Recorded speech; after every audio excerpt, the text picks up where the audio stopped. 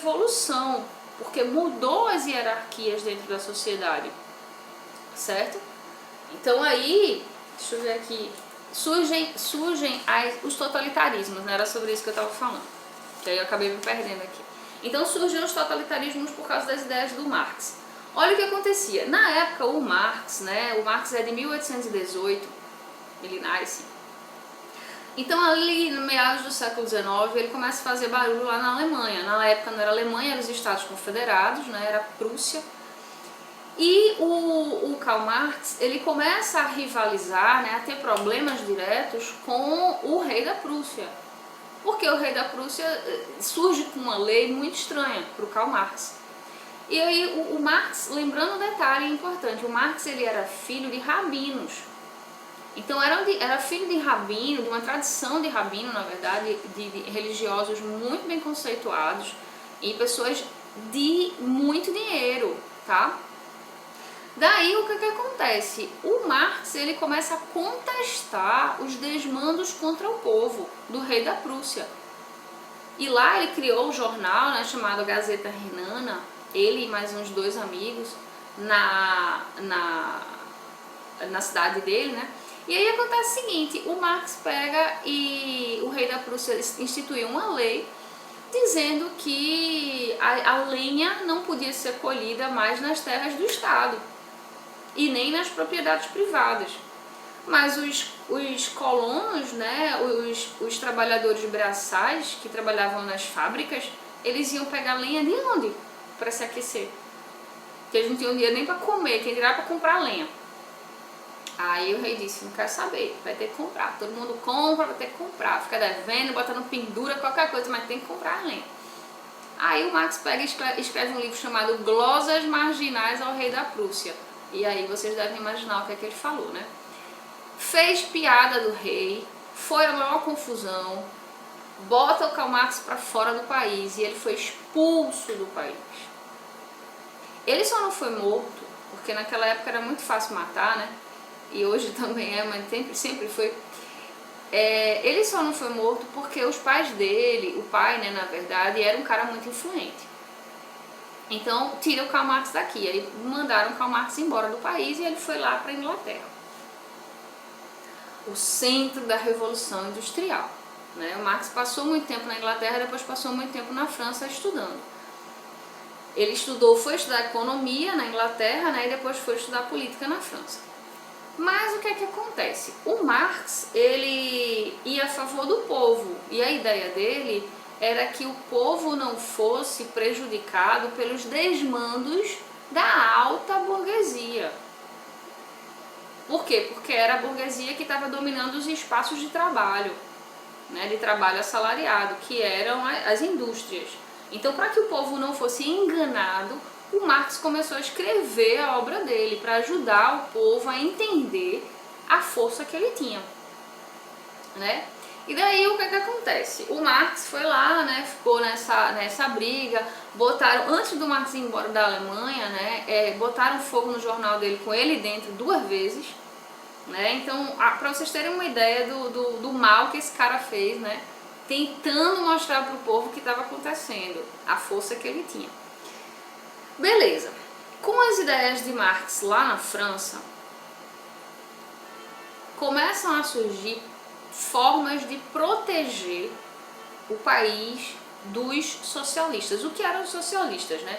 O que era o socialismo? Porque o capitalismo é um sistema econômico no qual, como diz o Adam Smith, né, a mão invisível lá tá sobre o sistema e você tem o livre comércio, você pode botar preço diferente de valor. Então preço e valor não é a mesma coisa no sistema capitalista.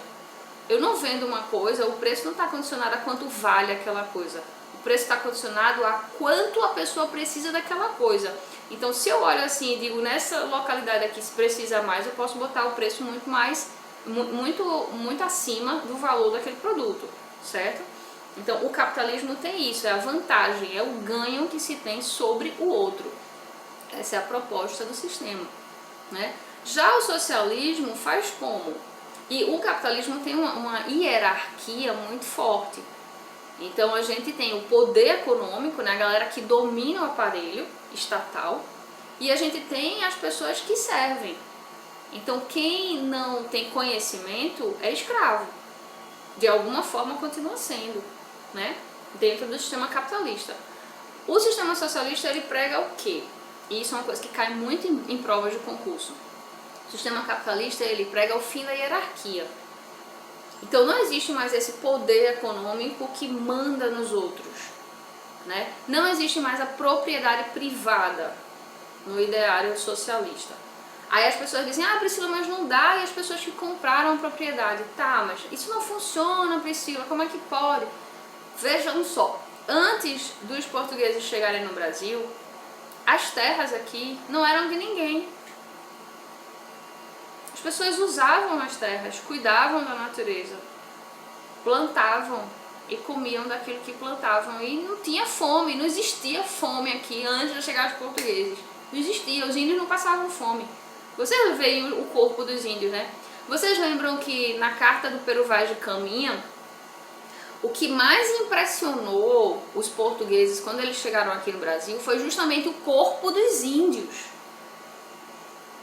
A perfeição do corpo dos índios, da musculatura, das índias e dos índios, não eram esses corpos que a gente vê hoje na televisão, não. Eram corpos de guerreiros. Eles se exercitavam, comiam muito bem, eram super saudáveis. Então não foi à toa que os portugueses se apaixonaram aí pelas índias e tal, não. É por causa disso, os corpos eram perfeitos.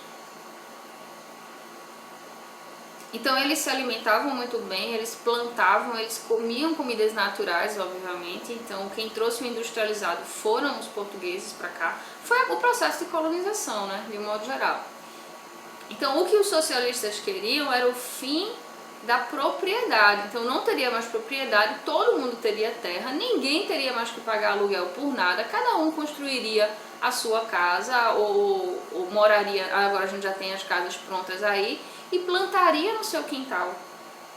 Plantaria as fruteiras e tal. Eu me lembro que na década de 90, vejam como é interessante, um negócio que a gente já vai começar a falar de cultura, tá falando aqui de política, mas já vai começar a falar de cultura.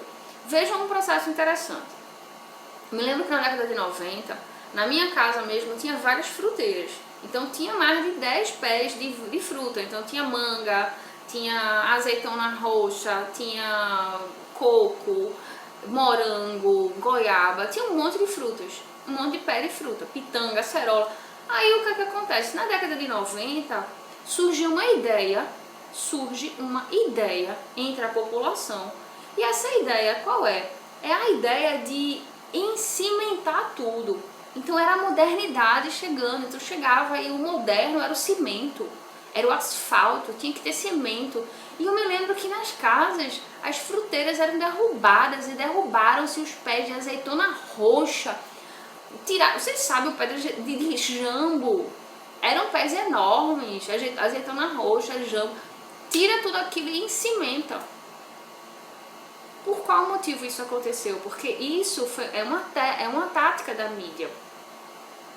Tá? Essa é uma tática da mídia, que a gente chama de ideologização, que era uma das táticas que o Marx mais tentava combater. Então essa ideologização é o que? É a implantação de uma ideia como certa. Então a galera diz, só é moderno, quintal é um negócio obsoleto, fruta é para você comprar no mercado, não é para você ter em casa. Agora parece um absurdo falar sobre isso, mas na época, na década de 90, duvido que vocês não conheçam um monte de gente que fez isso. Tiraram as fruteiras, botaram cimento, concreto armado dentro de casa, nos quintais, acabaram com as fruteiras e aí ficaram como? Comprando as frutas transgênicas que já estavam surgindo no mercado.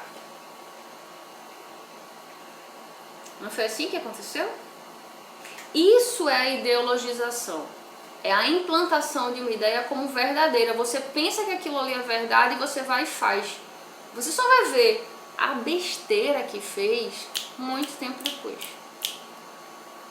Então essa é uma tática poderosíssima de convencimento, porque parece que você não está sendo convencido de nada. É pelo oba-oba que surge essa perspectiva para você. Essa é só uma das formas da mídia atuar, mas tem outras que a gente vai falar aqui. Então, vale a gente falar aqui dos totalitarismos para fechar essa questão política e a gente entrar em cultura. Quando surgem essas ideias do socialismo e do comunismo, o comunismo é terra comunal, é comum a todo mundo. Então o comunismo ele queria o quê? A retomada da ideia de que o poder era para ser de todos, o fim da hierarquia, né, dessas posições que hoje existem, tão díspares, que cria a marginalidade, né, que marginaliza as pessoas que não têm conhecimento. Quem não tem conhecimento e dinheiro, ela é marginalizada e é o que a gente chama de minorias. Então, dentro desse sistema, a pessoa tem que dar um jeito de crescer, porque se ela não consegue crescer, ela é marginalizada. Ela vira um grupo que está o tempo todo protestando na rua, porque não consegue usufruir dos benefícios da sociedade, que a sociedade produz, porque esses benefícios não são para todos, são só para aqueles que conseguem chegar lá em cima, né? Então, os totalitarismos na França, então a gente teve o franquismo, tivemos o salazarismo, tivemos o integralismo no Brasil, nós tivemos ditadura no Brasil, galera. A época de Vargas, né? Então a ditadura de Vargas, o integralismo, ele surgiu no período da ditadura de Vargas, né, o integralismo. Então, olhem só, era Deus e a pátria, o lema da ditadura aqui no Brasil. Deus, família e pátria. Esse era o lema. Matavam-se os comunistas e os intelectuais aqui no Brasil em nome de Deus, da família e da pátria. Por que os intelectuais? Porque eram eles que tentavam mostrar para o povo o que era a ideologização. Eram eles que tentavam mostrar para o povo o que era naturalização, que era outra técnica, outra técnica que a mídia usa. O que é naturalização? Naturalizar é dizer que sempre foi assim. Então, como sempre foi assim, você não luta para mudar, porque você acha que vai ser sempre daquela forma. Mas essa é uma técnica poderosíssima. Então, digamos, eu vejo muita gente dizendo assim: ah, Priscila, mas os brasileiros não prestam, a gente mesmo aqui não presta. De onde vem isso? Essa ideia vem da naturalização, vem da mídia, é uma forma de ideologizar, é uma forma de dizer pra gente que não adianta lutar, porque é assim. Aí diz, não, o povo brasileiro foi criado da ralé de Portugal, então os bandidos vieram pra cá, soltaram as cadeias aqui no Brasil, então esse povo é tudo de sangue ruim. Não é, galera, não é. Isso não é verdade. Isso é uma técnica que a mídia usa. Essa é uma das técnicas que o Goebbels, né, o marqueteiro do Hitler, usou para criar o Holocausto. E que hoje a mídia usa com a gente. Não só aqui no Brasil, mas no mundo todo a mídia usa isso. Só que em muitos países as pessoas conhecem essas técnicas e não caem mais, mas aqui no Brasil elas não são conhecidas por todos. Claro que tem gente que conhece, mas a maioria não conhece. Então a naturalização, dizer que sempre foi assim, ah, nunca vai mudar, Priscila, que o homem é mau, o homem é ruim, o homem não consegue fazer as coisas direito. Não é verdade, galera. Não é verdade. Isso não é verdade. Nós não somos ruins. Então isso é implantado na nossa mente, na nossa cabeça. Essa ideia ela é jogada para a sociedade, para que a gente acredite nelas, nessas ideias. E as bancas querem que vocês saibam disso. Por isso que isso cai tanto em concurso, né? Então, teve o integralismo aqui no Brasil, que foi a ditadura. Teve o salazarismo, aí teve Portugal, teve na Alemanha, que foi a mais famosa, que foi o nazismo, né? E depois puxou para o Holocausto, né? Aquela matança dos judeus. E o nazismo, vejam só, a Alemanha estava lascada lá, que ela tinha saído da Primeira Guerra Mundial acabada, né? Então a turma do eixo perdeu a Primeira Guerra Mundial, os aliados ganharam. Então o que é que Hitler usou? Ele usou de argumentos emocionais para fazer com que o povo alemão conseguisse fazer o que ele queria, seguisse a doutrinação dele. Então ele disse o que? Nós somos o terceiro Reich, nós somos o povo ariano, nós somos o povo, a raça mais pura do mundo, pô, a galera tava numa baixa autoestima arretada porque tinha acabado de perder a guerra, tava todo mundo destroçado, aí o cara vem com a injeção na autoestima do povo. Aí as pessoas começam a acreditar, junto com outras técnicas de manipulação, como a naturalização, como a ideologização que eu falei, e como outras duas que a gente vai ver já já, agora quando a gente for trabalhar com a questão da cultura, certo? Então eram técnicas, estratégias que até hoje o povo alemão, inteligentíssimo, porque o conhecimento é na Alemanha que se desenvolve, né, a filosofia.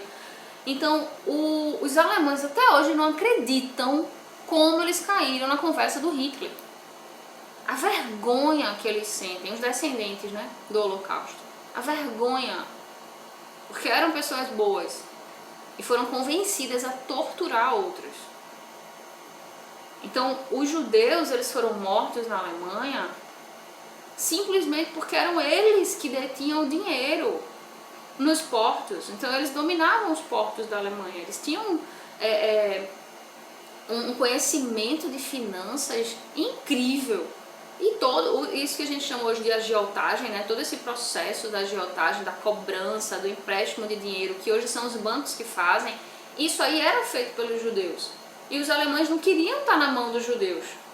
Então, ora, se eles matassem os judeus tinham muitas joias, ouro, eram muitos materiais preciosos, né? A matéria-prima preciosa.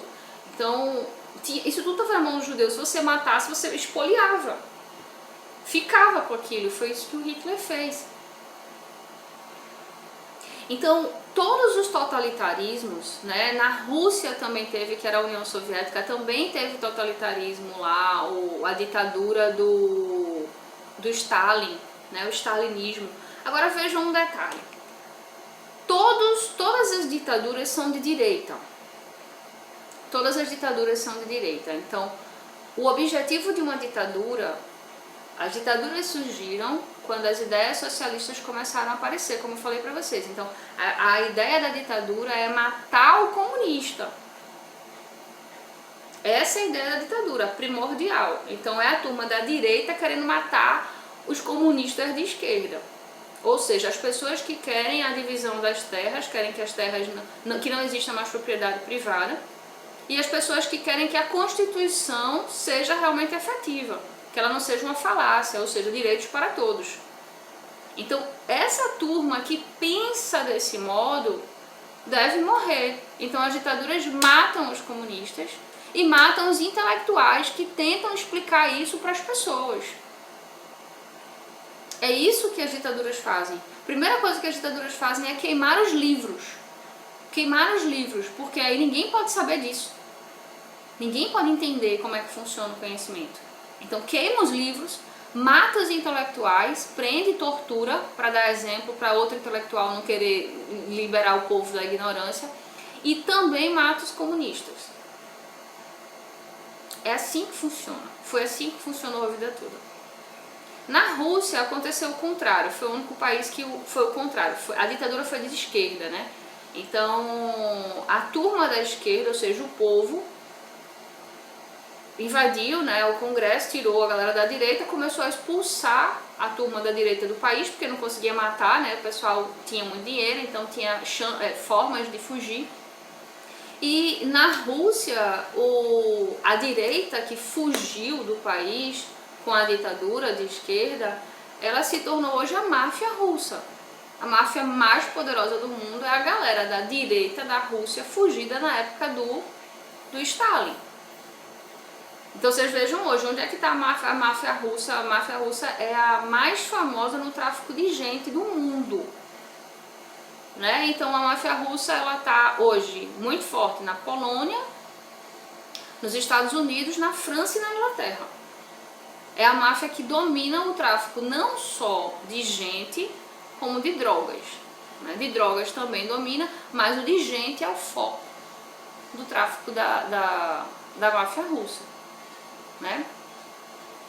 Então é importante que a gente saiba fazer esses links para a gente perceber onde é que estão os pontos, os véus dentro do sistema, certo? Então, a parte, quando chega lá no 1948, que surge a Declaração Universal dos Direitos Humanos, esse é o único documento que defende a gente, que faz com que você possa pensar que o poder é para todos sem ser morto. A Declaração Universal dos Direitos Humanos é o único documento no mundo hoje que resguarda a gente da morte por pensar diferente, por pensar que a Constituição é um ideário e ela não é na prática exercida, e isso não é correto, isso é um antagonismo, isso é um erro no sistema. Por você pensar assim, você é morto. E a Declaração Universal dos Direitos Humanos, ela diz assim: não vai matar mais as pessoas que pensam diferente de quem domina os aparelhos. Então, quem domina o governo, quem domina os aparelhos ideológicos do Estado, não pode matar quem pensa diferente deles. Não pode, é proibido, a partir da Declaração Universal dos Direitos Humanos. Outra coisa que a declaração também salvaguarda. Olha só, eu me lembro que quando eu tinha 15 anos, que eu fazia segundo grau, eu estudava lá no colégio do centro da cidade, da Praça 13 de Maio, ali o IEP, e eu era, como é que se diz, assinante da biblioteca, a Castelo Branco, que fica ali no 13 de Maio. E eu me lembro que fui lá na biblioteca e pedi para uma das funcionárias, porque eu queria muito ler o Mein Kampf, né, o livro Minha Luta, do Hitler. Mas era proibido. Galera, eu tinha 15 anos e era proibido ler o Mein Kampf. Proibido. Era o chamado livro Index. Então o Index é um livro que é perigoso. Você não pode ler. E aí eu queria ler o Mein Kampf e não podia, porque não estava na biblioteca. Mas aí a bibliotecária chegou pra mim, que ela gostava muito de mim, ela sabia que eu realmente era uma leitora séria, eu queria saber o que tinha ali. E ela disse assim: Priscila, eu vou te emprestar. Mas pelo amor de Deus, amanhã esse livro tem que estar aqui. Porque se alguém descobrir que eu te emprestei, eu sou demitida. E aí o que acontece? Eu simplesmente fui lá, peguei o livro, escondido, levei pra casa, virei à noite lendo. No outro dia tava lá, entreguei o livro, consegui ler o livro todo. Galera, eu tinha 15 anos e era proibido ler livro. Hoje você vai na livraria e lê qualquer um livro que você quer, você baixa no PDF o Mein Kampf do Hitler. Sabe por que você baixa? Por causa da Declaração Universal dos Direitos Humanos, só por causa dela. Se ela não existisse, eu não podia ler qualquer livro. E se ela parar de existir, ou se o Brasil sair desse acordo, a gente para de ter essa possibilidade. Galera, as bruxas na Idade Média, elas eram mortas, que na verdade o que eram as bruxas? Eram mulheres que dominavam uma parte da ciência chamada ciência abstrata, que é escondida do povo. Por que a ciência abstrata é escondida do povo e que parte é essa que a mulher estudava? A gente tem a ciência positiva, que são as áreas do conhecimento que nós temos, né, que a gente conhece. Então, linguagem, matemática, física, química, biologia, história, geografia, educação artística, religião, economia. Economia, entre aspas, porque a gente não estuda economia no Brasil, a gente estuda sociologia ou moral e cívica, dependendo do grau de alienação do governo. Quanto mais alienante, vai piorando. Porque a economia é poderoso demais. Se a gente estuda economia, a gente entende o sistema. Se a gente entende o sistema, a gente está tendo conhecimento a mais aí e não como é que eu posso dizer assim, negócio. A gente tem esse conhecimento a mais. Então, a ciência positiva, chamada de positivismo, né? O positivismo, ele é o quê? O estudo da materialidade na ciência. Só a parte material da ciência é analisada. Mas, galera, a gente tem a parte subjetiva. Então, lá no século XIV, quando separou-se ciência, disse assim, não, agora o cardeal Bellarmino, né? Vamos separar ciência e fé. É como se a fé fosse a outra parte do mundo que não é a da ciência, e não é verdade.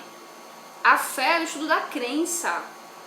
Você acredita ou você não acredita, mas tem uma outra parte que foi escondida da gente, que é chamada de ciência abstrata. A ciência abstrata, ela trata de quê? E não tem nada a ver com fé. A ciência abstrata, ela trata das emoções, ela trata das energias, Vocês têm alguma dúvida de que vocês têm emoções? Que vocês sentem coisas que... Caramba, eu tô me sentindo mal, eu tô sentindo raiva. Galera, hoje a medicina germânica, ela mostra que todas as nossas doenças são provenientes de um processo químico formado dentro do nosso corpo por causa das nossas emoções. Então, a emoção, ela é exatamente o que faz a gente adoecer. Hoje esse é um estudo seríssimo desenvolvido na Alemanha. Mas esse estudo também já tinha sido desenvolvido por Platão no século IV, lá 5 a.C. E a física quântica hoje está retomando as ideias do Platão. Então tudo que a gente sabe sobre o ser humano ser energia hoje no mundo, isso muda o mundo todo. A forma de ver e de lidar uns com os outros. Tudo o que a física hoje estuda, a física moderna, vem de um filósofo chamado Platão, do século IV a.C.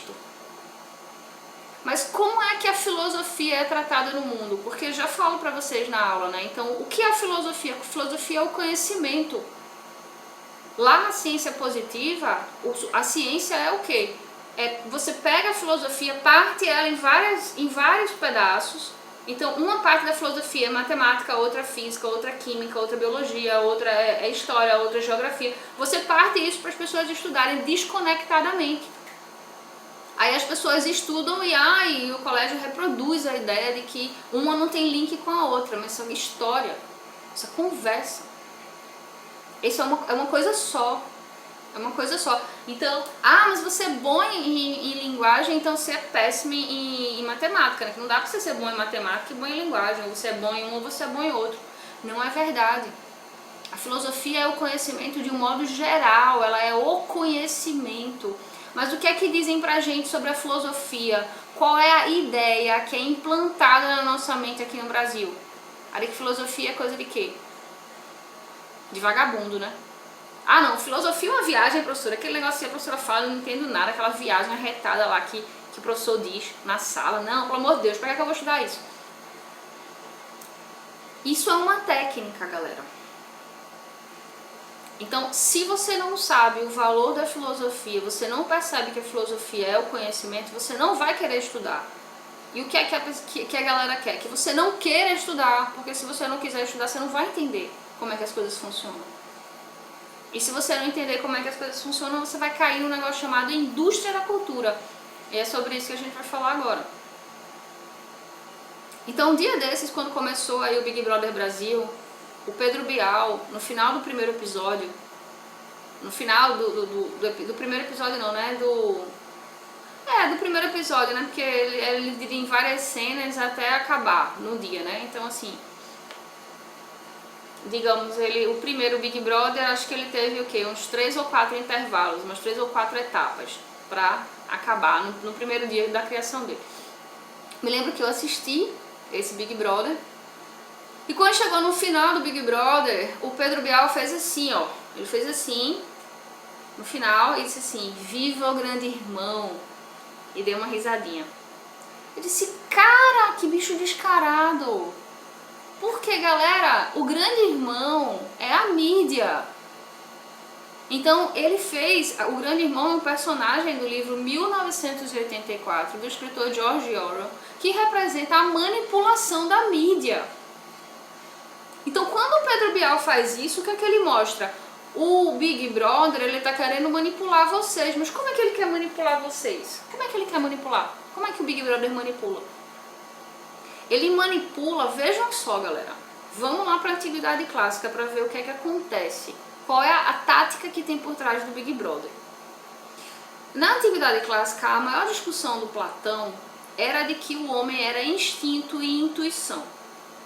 O homem é instinto e é intuição, certo? Hoje a biologia mostra que nós temos o cérebro reptiliano, né, que ele fica aqui atrás, e nós temos o pré-frontal, que fica aqui na frente.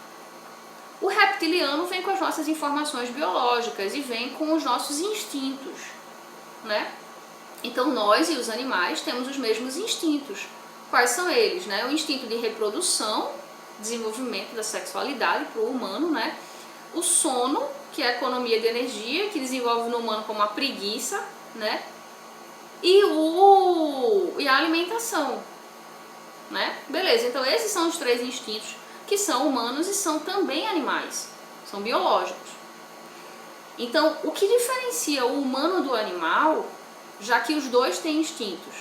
O pré-frontal, esse cérebro aqui, que é o cérebro onde nós podemos desenvolver a intuição. E intuição não é isso aí que a gente pensa que é, que a gente vive falando na sociedade, no senso comum, tá? Intuição é o desenvolvimento cognitivo de diversas habilidades de conhecimento.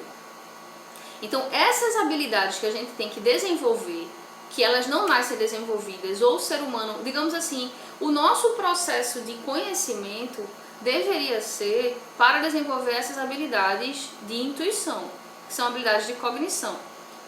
A educação formal deveria fazer a gente desenvolver isso, mas ela não faz, ela faz a gente decorar um monte de áreas da filosofia sem saber que é filosofia, desconectadas, né? E é isso o que o conhecimento faz, esse conhecimento que a gente tem na escola faz a gente acessar, né? Mas a intuição é o desenvolvimento de várias habilidades que fazem a gente ter a capacidade de prever. E é essa capacidade de prever que conduz a gente a liderar. Então, o poder, ele só é exercido por quem tem capacidade de prever. Essa capacidade ela é desenvolvida por meio da literatura e das artes. Galera, preste atenção no detalhe. Aqui no Brasil, literatura e artes ela é vista como coisa de quem? Vagabundo. Meu filho, eu quero fazer música, pai. Não dá pra você fazer, que músico morre de fome, meu filho. Meu pai, eu quero fazer filosofia. Você não pode fazer filosofia, que só tem professor morrendo de fome com filosofia. Não tem emprego, galera, para professor de filosofia. Vocês sabiam que não tem emprego? Não tem. Por quê? Porque são as artes que fazem a gente desenvolver a intuição. Então a gente não pode acreditar que a arte presta. Mas por qual motivo vocês acham que o Adolf Hitler foi o maior colecionador de arte espoliada? Porque ele roubava de outros países na época do Holocausto. Então o maior colecionador de obras de arte do mundo. Por qual motivo vocês acham que era assim? Será que a arte é uma coisa de maloqueiro? De vagabundo? Não. Porque é pela arte que você consegue prever. É pela arte que você desenvolve a visão. É pela arte que você realmente desenvolve as habilidades cognitivas de poder. Então, quem deprecia quer comprar. A galera bota lá embaixo o valor pra gente não saber que é tão importante. E o que é que a indústria da cultura faz? Ela mistura o que é arte com o que não é, pra gente não saber diferenciar. É a mosca e a abelha. A diferença entre o mel e é exatamente essa outra palavrinha com M que vocês estão pensando aí. A diferença é essa. Por exemplo, quando eles criam uma Playboy, aí criam uma Playboy e dizem o quê? Isso é arte, é a arte de fotografar o corpo nu, é lindo o corpo nu, é lindo, a gente concorda, é lindo o corpo nu, é. Só que